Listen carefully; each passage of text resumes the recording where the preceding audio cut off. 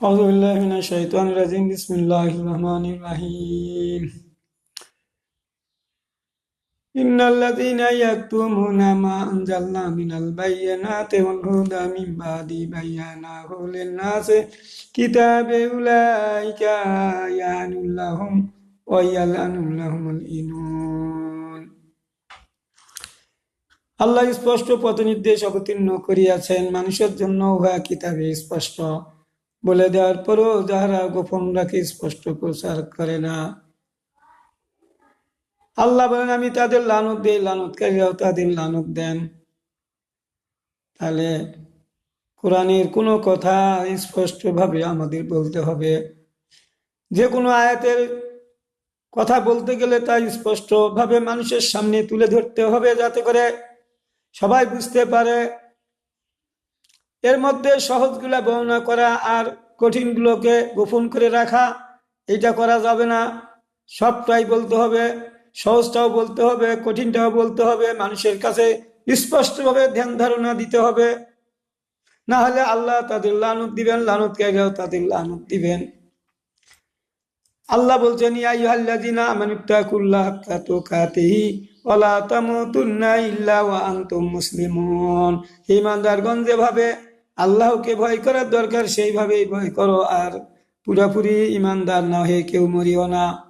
তাহলে আল্লাহর কথা হলো যে ঈমানদারগণ যেভাবে ভয় করার দরকার মানে সেইভাবেই ভয় করো। তার মানে রাসূল সাল্লাল্লাহু আলাইহি সাল্লাম যেভাবে রাসূলকে ভয় করে তার নিজের কাজকর্ম করেছেন, সাহাবীগণ করেছেন, সেইভাবে আমাদেরকে করার কথা আল্লাহ এখানে নির্দেশ করছেন। যেভাবে ভয় করার দরকার সেইভাবেই ভয় করো, আর তোমরা পুরোপুরি ঈমানদার না হয়ে কেউ মরিও না। পুরোপুরি ঈমানদার না হয়ে মরিও না অর্থাৎ হলো যে রাসূল সাল্লাল্লাহু আলাইহি সাল্লামের গোটা জীবনীকে মেনে চলতে হবে, বাদ দেওয়া যাবে না। আল্লাহ নিজেই বলেছেন কুল ইন কুনতুম তুহিব্বুনাল্লাহা ফাত্তাবিউনি ইউহিব্বুকুম লা ইয়াগফিরু লাকুম যুনুবাকুম আল্লাহু গফুরুর রহিম। আল্লাহ বলেছেন হে রাসূল বলে দাও তোমার উম্মতদেরকে, তারা যদি আমাকে ভালোবাসে তাহলে তারা যেন তোমার কর্মকাণ্ডের অনুসরণ করে, আনুগত্য করে।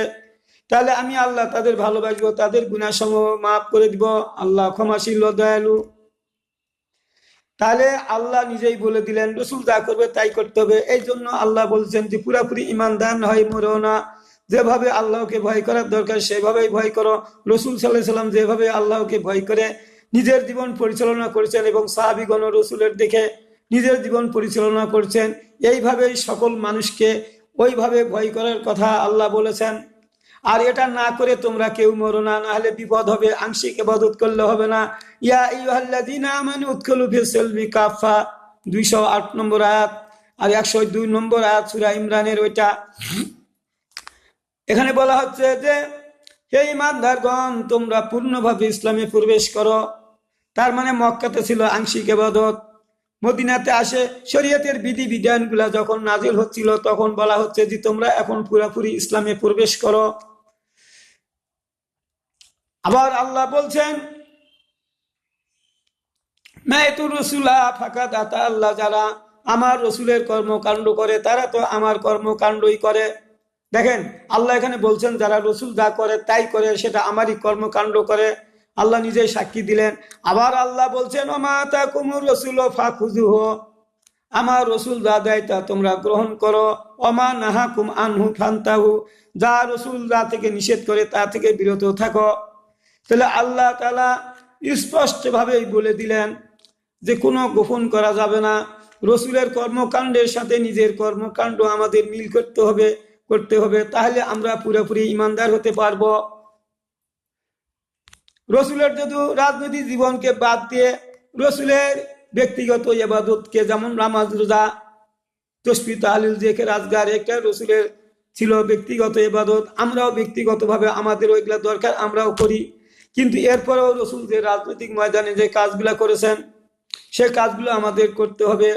যেমন আল্লাহ বলেছেন ওয়াকাতিলুহুম হাত্তা লা তাকুনা ফিতনাতুন ওয়া ইয়াকুনা দ্বীনু কুল্লুহু লিল্লাহ, তোমরা তাদের বিরুদ্ধে সংগ্রাম অব্যাহত রাখো যতক্ষণ না দুনিয়া থেকে ফিতনা ফাসাদ উচ্ছেদ হবে, আল্লাহর জমিনে আল্লাহর বিধান কায়েম না হবে ততক্ষণ তোমরা সংগ্রাম চালাও, অন্যায়ের বিরুদ্ধে জিহাদ চালিয়ে যাও।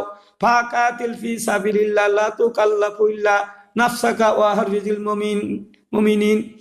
আল্লাহ বলেন তোমরা অন্যায়ের বিরুদ্ধে তোমরা জিহাদ করো, লড়াই করো, তোমাদের এ ব্যাপারে দায়ী করা হবে, প্রশ্ন করা হবে, আর মুমিনদেরকে উদ্বুদ্ধ করো জিহাদে। আল্লাহ নিজেই বলে দিলেন।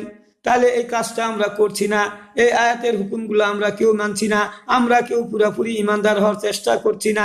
যারা আবার পুরাপুরি ইমানদার হওয়ার চেষ্টা করছে তাদের কিছু মানুষ বিরোধিতা করছে, যার ফলে একটা আমাদের জগা খিচুড়ি হচ্ছে, মানুষ বিভিন্ন দলে বিভক্ত হয়ে যাচ্ছে। তাহলে আমাদের একজন মুমিন আরেকজন মুমিনের আয়না স্বরূপ রাসূল বলেছেন। তাহলে এক মুমিন আরেক মুমিনের আয়না স্বরূপ আমরা হতে পারলাম না কেন? যারা নামাজ রোজা করি, জিকির আজকার করি, তারা আমরা বলতেছি এটা করলেই জান্নাত। আবার কিছু লোক বলতেছে যে নামাজ রোজা হজ যাকাত আমরা করব, এটা তো আমাদের ফরজে আইন, কিন্তু তার সঙ্গে সঙ্গে আরো ফরজ হুকুম আহকাম আল্লাহ যে হুকুম আহকাম রসুলের উপর করেছিলেন, তা রসুল সাল্লাল্লাহু আলাইহি ওয়াসাল্লাম নিজে করেছেন, সাহাবীগণ করেছেন, সেইভাবে আমাদেরকেও চলতে হবে। আর ওই সমস্ত বিধিবিধানগুলা যদি এখন আমাদের মাঝে না থাকে বর্তমান, তাহলে তাদের বিরুদ্ধে জিহাদ হবে। যতক্ষণ পর্যন্ত ফিতনা ফাসাদ উচ্ছেদ হবে, আল্লাহর আইনগুলো চালু না হবে, ততক্ষণ আমাদের এর বিরুদ্ধে সংগ্রাম চালিয়ে যেতে হবে। কিন্তু কিছু লোক যারা নামাজ রোজা করে, যারা এক করে, তারা কিন্তু এটা বুঝে না। যেমন হেফাজতে আমির ছিলেন কি মহিবুল্লাহ সাহেব, উনি বুঝেন না। উনি বলেন কি অমুক দলের মধ্যে তো মদিনার খেলাফত দেখছি না। তখন আমাদের স্বাভাবিকভাবে প্রশ্ন পাল্টা, যদি ওই দলের মধ্যে মদিনার খেলাফত না থাকে তাহলে তো আপনার মধ্যে আছে, তাহলে তো আপনার মধ্যে আছে, এটা ঠিক। তাহলে আপনার মধ্যে যে ওইটা আছে, তাহলে আমরা এখন তাহলে আপনার জীবন পর্যালোচনা করে দেখি। আপনি তো নামাজ রোজা জিকির আজকার ছাড়া আর তো আপনার জীবনে কিছু আমরা দেখি না। আপনি বুঝাতে চেয়েছেন আমি যেটা করছি, সলপলদেরকে শিখাচ্ছি, কোরআনের হাফেজ বানাচ্ছি, এটাই হলো মদিনার খেলাফত। আর আপনার কার্যক্রমে যা দেখা যাচ্ছে যে আপনি যে দল বলছে আমরা আল্লাহর আইন চাই না, শরীয়তের বিধান আমরা চাই না, সেই দলকে আপনি যখন সমর্থন করলেন, তখন আমার মধ্যে একটা পুরাপুরি বিশ্বাস জন্মিল যে আপনি অবশ্যই নামাজ রোজার উপর বিশ্বাসী, হজ যাকাতের উপর বিশ্বাসী, জিহাদের উপর বিশ্বাসী নয়, চুরের হাত কাটার ব্যাপারে বিশ্বাসী নয়, রজমের আইন পাশ করার পক্ষপাতিত্ব আপনি নাই, এগুলা মানেন না, এগুলা বুঝেনও না। বুঝলে তো যারা এই আইনগুলো পাশ করতে যায় তাদের পক্ষে থাকার কথা ছিল, কিন্তু আপনার কর্মকাণ্ডে দেখা যাচ্ছে তাদের বিপক্ষ দলে যারা চায় না শরিয়া আইন, তাদের পক্ষে অবস্থান নিয়েছেন। এতে করে কি প্রমাণ হয় না যে আপনি শরীয়তের বিধান চান না? তাহলে আল্লাহর নবীর কিছু কর্মকাণ্ড আপনি মানেন না। ওয়ামান আযলামু মিম্মান যুকরা বিআয়াতি রাব্বিহি ফারাজা আনহা ওয়া নাসিমা কাদ্দামাত ইয়াদাহু ইন্না আনজালনা আলা কুলুবিহিম আকিন্নাতান আইয়াফকাহু ওয়া ফি আযানিহিম উকরা। দেখেন 18 নম্বর সূরা 57 নম্বর আয়াত, আল্লাহ এখানে কি বলেন দেখেন। সূরা কাহাফে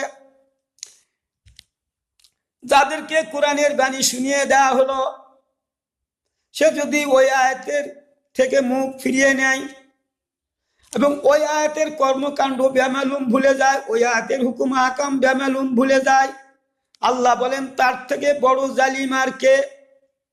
আল্লাহ বলেন আমি তাদের অন্তরের উপর আবরণ দিয়েছি যাতে করে তারা কোরআন বুঝতে না পারে, কানে বধিরতা আঁটিয়ে দিয়েছি যাতে করে তারা কোরআন শুনেও শুনতে না পায়, বুঝতেও না পারে। কথাটা কার? আল্লাহর কথা কিনা? তাহলে মহিবুল্লাহ সাহেব আল্লাহ নিজেই বলল, যখন বলা হলো ফাকাতিল ফি সাবিলিল্লাহ লা তুকাল্লাফু ইল্লা নাফসাকা ওয়া হাররিজিল মুমিনিন, তোমরা অন্যের বিরুদ্ধে লড়াই করো, যুদ্ধ করো, এ ব্যাপারে তোমাদের দায়ী করা হবে, আর মুমিনদেরকে উদ্বুদ্ধ করো। কিন্তু আপনি তো উদ্বুদ্ধ করলেন না, বরং যারা করছে তাদেরকে নিরুৎসাহিত করলেন। তাহলে আপনি যে কোরআন পড়েন, এই আয়াত থেকে আপনি মুখ ফিরিয়ে নিয়েছেন অহংকারে। আপনি বলেন তাদের মধ্যে মদিনার খেলাফত নাই, আপনার মধ্যে খেলাফত আছে, আপনি এই আয়াতের অর্থ ব্যাখ্যা বুঝেন কিনা তাও বুঝি না আমরা। তাহলে বলেন আপনি কোরআন পড়েন, তাহলে তো কোরআনের অর্থ বুঝেন না, না হলে আপনি যারা শরিয়া আইন চাই না তাদের পক্ষে কিভাবে সমর্থন করেন?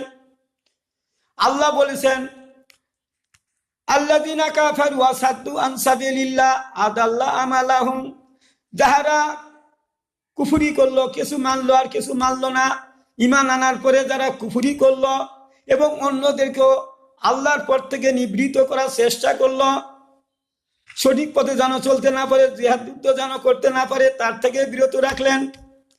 আল্লাহ বলছে আদাল্লাহ আমালাহুম, আল্লাহ তাদের যে ভালো কর্মকাণ্ডগুলো এগুলো ব্যর্থ করে দিবেন।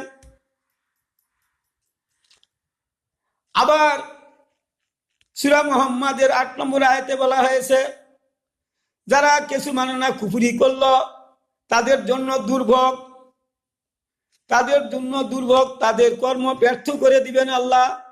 আবার ৯ নম্বর আয়াতে সূরা মুহাম্মাদের বলা হচ্ছে কারণ হলো এদের কর্মগুলো ব্যর্থ কি কারণে হলো, এদের কর্মকাণ্ডগুলা কি কারণে ব্যর্থ হলো?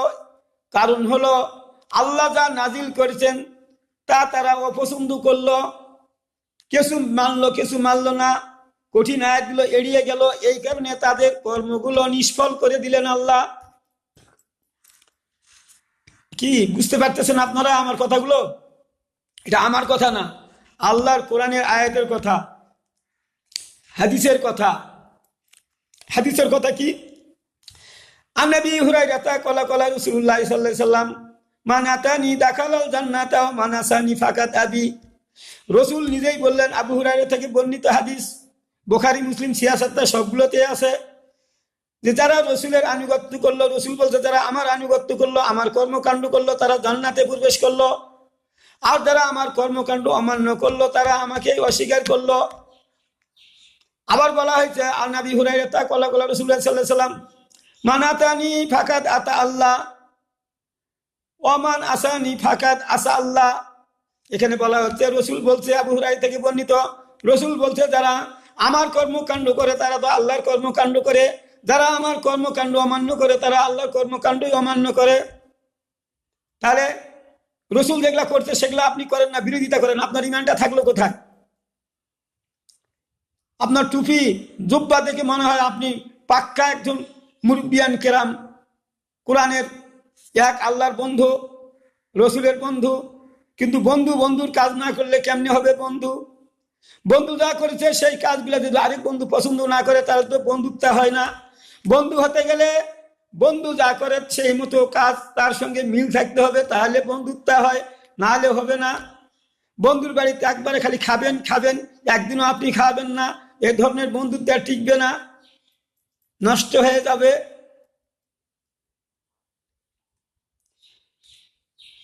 আমি আপনাদের কাছে অনুরোধ করছি, আল্লাহ নিজেই বলছেন রসুল যা করে তাই তোমরা করো, তাহলে গুনাহ খাতাগুলো মাফ করা হবে। কুল ইন কুনতুম তুহিব্বুনাল্লাহ ফাত্তাবিউনি ইউহিব্বুকুমুল্লাহ ইয়াগফির লাকুম যুনুবাকুম আল্লাহু গফুরুর রহিম। আল্লাহ বলছেন হে রসুল তুমি তোমার উম্মতদের বলে দাও তারা যদি আমাকে ভালোবাসে তাহলে তারা যেন তোমার কর্মকাণ্ডের অনুসরণ করে আনুগত্য করে, তাহলে আমি আল্লাহ তাদের ভালোবাসবো, গুনাহ খাতা মাফ করব। শর্ত হলো রসুল যা করবে তাই করলে গুনাহ খাতা মাফ হবে। তো রসুলের কর্মকাণ্ড আপনি করছেন না, বিরোধিতা করছেন, তাহলে আপনি কেন করে আপনার গুনাহ খাতা মাফ হবে? বরং এই আয়াতটাকে আপনি মানেন না, এই আয়াতের কর্মকাণ্ডই আপনি মানেন না। কথা করলে কথা অনেক বেড়ে যায়, আমি বাড়াচ্ছি না, এ পর্যন্তই আজকের ভিডিওটা আমি শেষ করছি। আসসালামু আলাইকুম ওয়া রাহমাতুল্লাহি ওয়া বারাকাতুহু।